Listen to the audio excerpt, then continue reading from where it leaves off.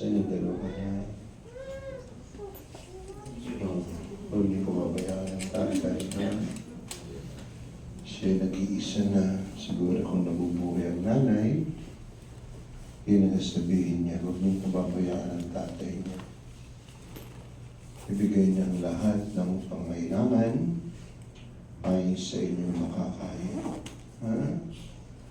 Ang mga anak, hindi kalimutan, pabayaan ang tatay. Meron asawa na ba't yung dalawa? Wala. Salamat naman pareho kong binata. Lalaking mga kapatid, ilang taon niya nakasama si Jovita? 89. 34. Sino may kapalit pa rito si Jovita? Taas nga ang kamay ng kapatid niya. Meron, opo. Eh, yung mga kamag-anak ni Jovita nandito. Taas nga ang kamay.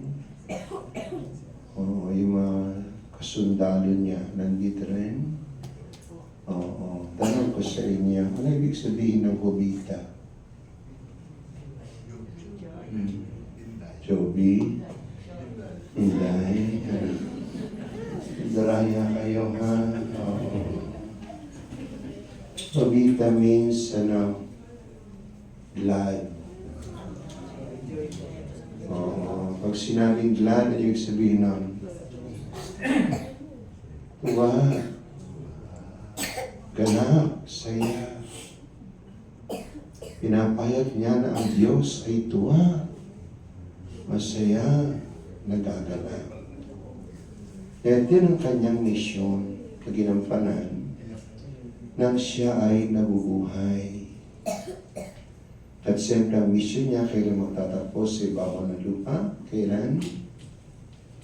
After 40 days. Nandito pa siya. Oo. Nandito pa siya. Sabi nga sa ating paniniwala, nandito siya ngayon sa purgatorio. Naniniwala pa kayo sa purgatorio? Sino naniniwala sa purgatorio? Taas ng kamay. Sino hindi naniniwala? Kasi minsan hindi natin maipaliwanag yung purgatorio. Is purgatorio a place? Yan ba isang lugar, isang lunan? It is a state. Estado ng paglilinis. State of purification.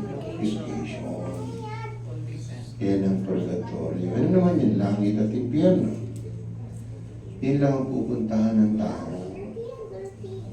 Mapagbanal sa